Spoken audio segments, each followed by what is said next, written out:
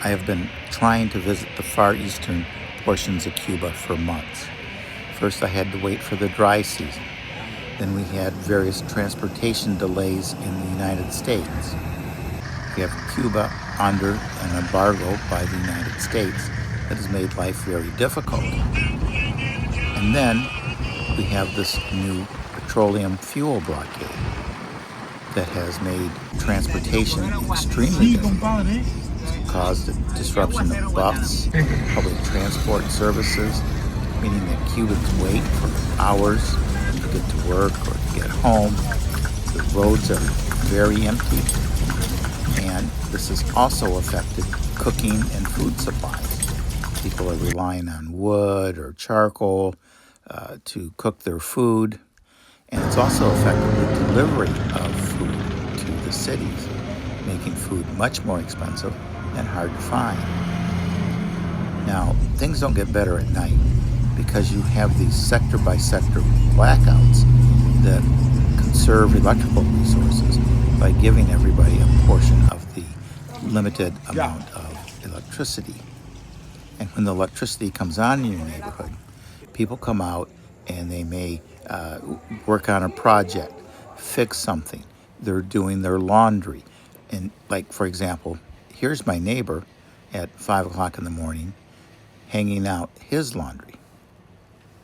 Now, the Cuban people are incredibly resilient and durable, and they seem to take this all in stride. And they're also incredibly warm. If you tell someone you're from the United States, they offer you a very sincere and heartfelt welcome. The Spanish-American-Cuban War was a pivotal point in U.S. history, and much of that history happened here in Santiago. Now I'm headed to the place of surrender and the famous surrender tree that appears in this 1898 photograph. The city of Santiago had grown up around the place of surrender, but it was enclosed within an incredibly beautiful park. Now, here is where the tree actually was. It was destroyed a number of years ago in a hurricane, but this is the location. And the monuments are clean and well maintained, very descriptive. I was very impressed with the park. And so let's just take a moment and walk around, because there's a lot of history here.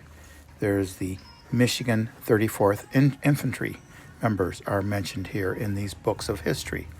There's also the 10th U.S. Cavalry and the 24th U.S. Infantry.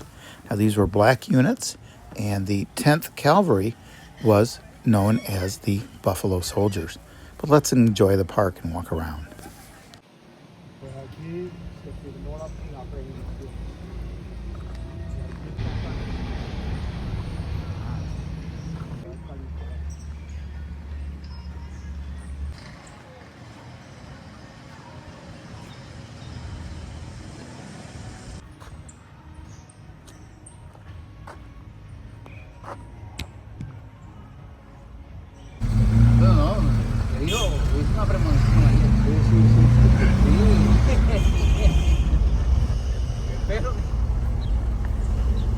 And then it was time to take a short drive over to San Juan Hill, enclosed within the same beautiful park.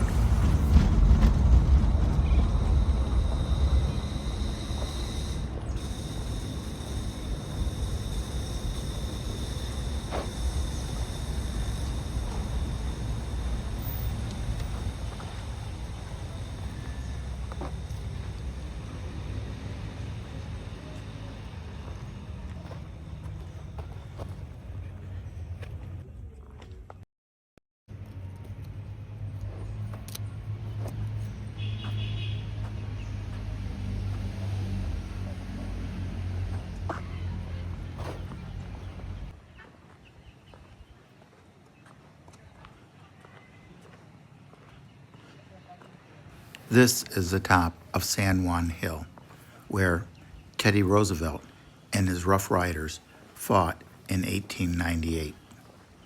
And when they arrived, all that was left of the Spanish blockhouse was this.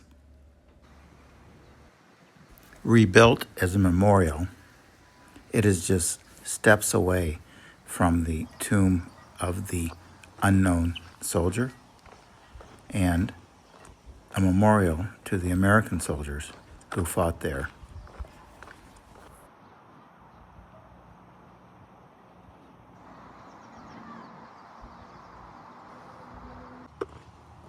And here is a portion of the Spanish trenches and as they appeared in 1898.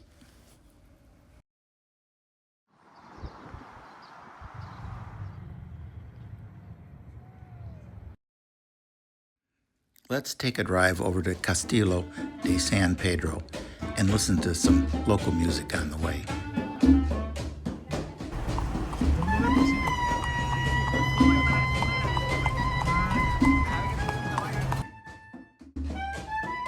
The castle was built to protect the city of Santiago from pirates, and it was completed in 1700. It guards a very narrow entrance to the harbor in Santiago.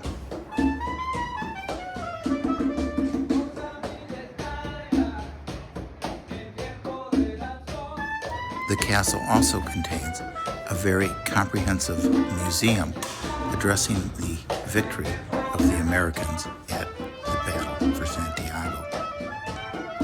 And the historian was able to give us a tour of some of the more famous locations in the castle.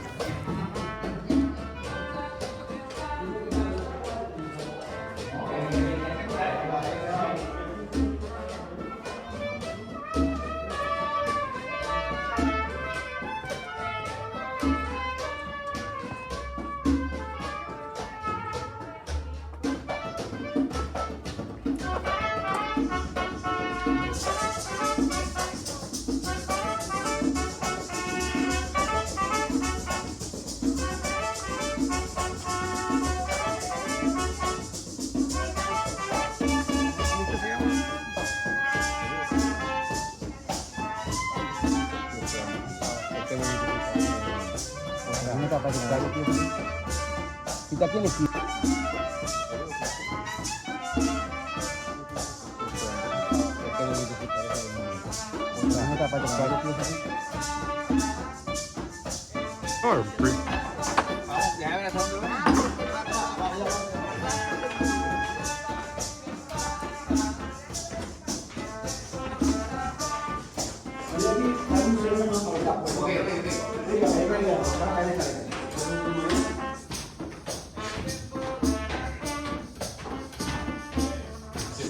Say, fue la luz.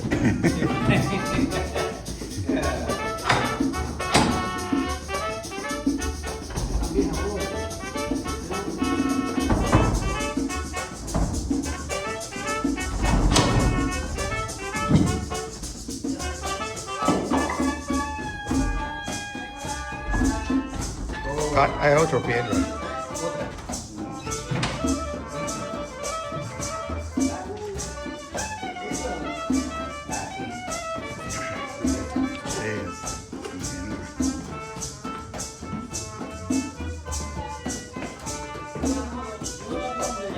Sí. Ah, mira, por ahí.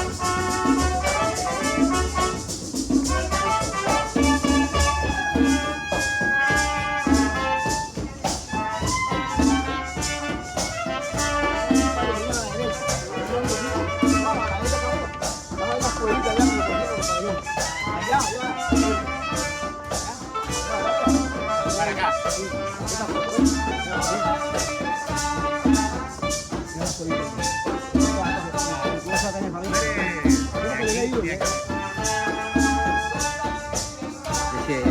el profesor de arquitecto que hay tres equipos. Y esto es equipo.